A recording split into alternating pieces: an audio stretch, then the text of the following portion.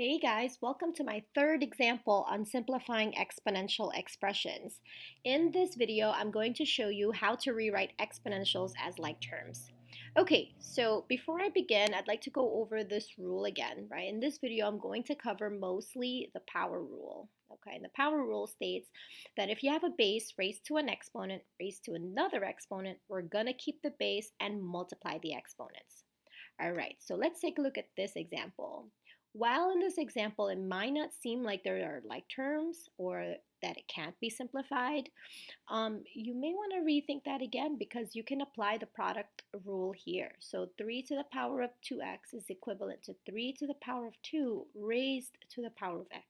And 3 to the power of 2 is 9. So that actually is a like term in itself. So the first term is 9 to the power of x. The second term is 9 to the power of x. So total, you have 2 times 9 to the power of x. Okay, and so these two can be combined to equal 1 and a single exponential expression. Okay, let's take a look at more examples. So here we have 2 to the power of 2x plus 5 times 4 to the power of x. Let me be clear that you cannot multiply 5 times 4 because unless you knew the value of x, which is the exponent in PEMDAS goes before multiplication. So this is already simplified as is. So let me go further and simplify my first term. So my first term is 2 to the power of 2 raised to the power of x. My second term is still 5 times 4 to the power of x. Now 2 to the power of 2 is 4 to the power of x plus 5 times 4 to the power of x. Altogether, this is 6 times 4 to the power of x because there's a 1 as a coefficient of this term. Okay. Why don't you pause the video real quickly to see if you can understand how to do this problem.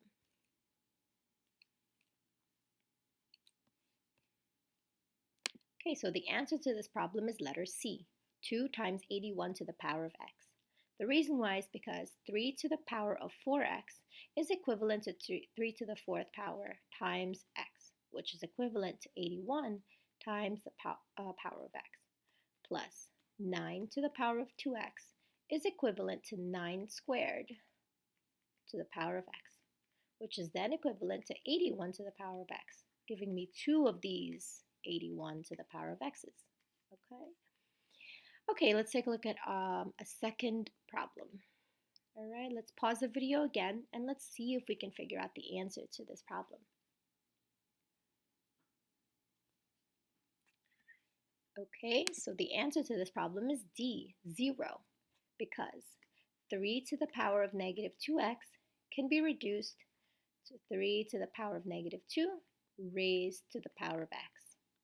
Now I'm going to go back real quickly to review the negative exponent rule. The negative exponent rule states that if you had a negative exponent, you want to find the reciprocal as if it had a positive exponent. Okay, so let's go back. All right, so here we have 3 to the power of negative 2 is technically 1 over 3 to the power of 2, which is also 1 over 9, all right, raised to the power of x. Now minus 9 to the power of negative x. So this is technically 9 to the power of negative 1 because there's a negative 1 before that x, and then raised to the power of x, right? So 9 to the power of negative 1 is 1 over 9. So therefore, this is also 1 over 9 to the power of x. These two are like, so you can subtract them, and that is equal to 0. Okay, guys, thank you for watching.